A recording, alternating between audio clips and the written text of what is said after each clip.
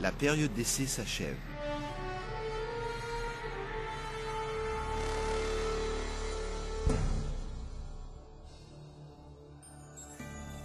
Les tromperies de Satan sont une force puissante de motivation dans le monde.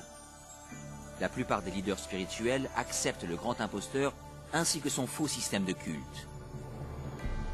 Alors que les catastrophes s'intensifient, les chefs d'église veulent pousser la planète à adhérer aux doctrines trompeuses de ces imposteurs et faux messies. C'est ici la persévérance des saints qui gardent les commandements de Dieu et la foi de Jésus. Mais tous ne sont pas dupes. Certains se rendent compte que la Bible avait prédit cette supercherie. Et ils savent que le but de ce faux messie est d'éloigner les hommes des commandements de Dieu. Mais ce n'est pas la première fois que Satan apparaît en ange de lumière. Lorsque le Christ fut tenté dans le désert, Satan lui apparut, déguisé en glorieux messager de Dieu.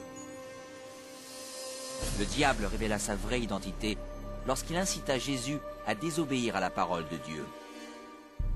Et une fois de plus, avec des tactiques semblables, le diable tenta de pousser le monde à bafouer la loi de Dieu. Nul ne peut servir deux maîtres, car ou il haïra l'un et aimera l'autre, ou il s'attachera à l'un et méprisera l'autre. Vous ne pouvez servir Dieu et Mammon. Le monde entre alors dans une période de décision. Le faux Christ et la discorde mondiale polarisent le monde en deux groupes bien distincts. Ceux qui suivent la Bible et ceux qui suivent la bête. L'inquiétude remplit le cœur des hommes et la religion est le thème principal dans l'esprit de tous.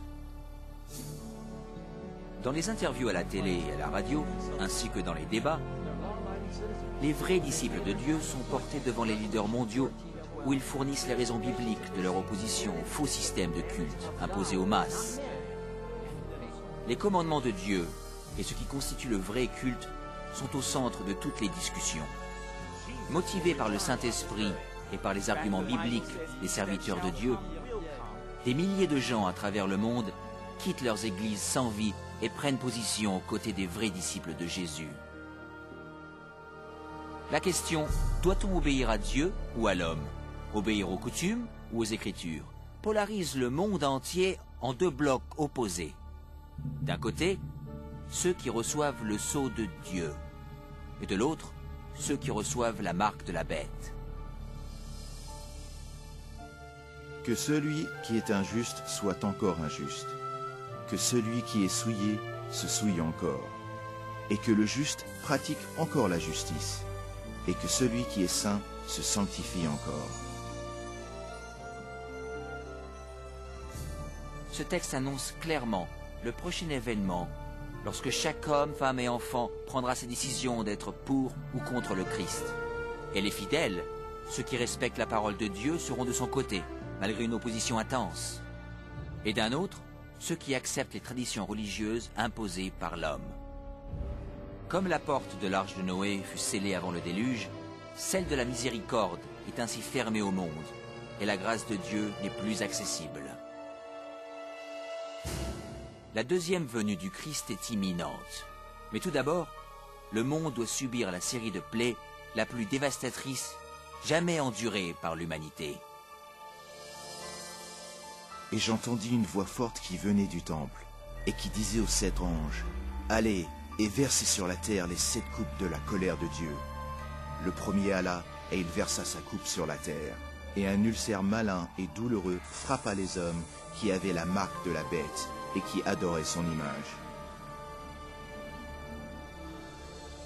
Tout espoir d'amélioration est détruit lorsque les 7 dernières plaies de l'Apocalypse s'abattent finalement sur notre planète. C'est le fléau le plus abominable jamais vu par l'homme, et c'est aussi le dernier. La première plaie est extrêmement douloureuse et effroyable, et cause une atroce souffrance pour les égarés. 6 autres suivent rapidement. L'eau des mers et des rivières se change en sang. Le soleil reçoit le pouvoir de brûler les hommes. Plaie après plaie se suivent. La terreur règne sur les peuples de la terre, frappés de panique. Pendant ce temps, une partie des rescapés trouve refuge à l'écart, où ils sont protégés et soutenus par les anges de Dieu. D'autres sont jetés dans des prisons. Alors qu'ils semblent oubliés par l'homme, ils ne sont pas oubliés par Dieu. Les fidèles sont protégés des plaies, comme les enfants d'Israël furent préservés du fléau qui s'abattit sur l'Égypte. Les fidèles traversent alors une terrible période de quête spirituelle. Leur seule pensée devient « Sommes-nous dans les pas de Dieu ?» Ils trouvent la tranquillité en faisant confiance aux promesses de Dieu.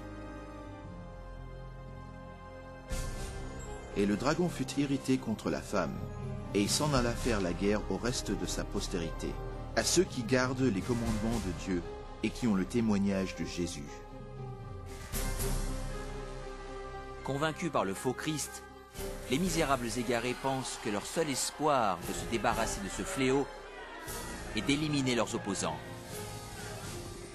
On décide donc de rechercher et d'exterminer en une journée le peuple de Dieu qui se raccroche aux Écritures.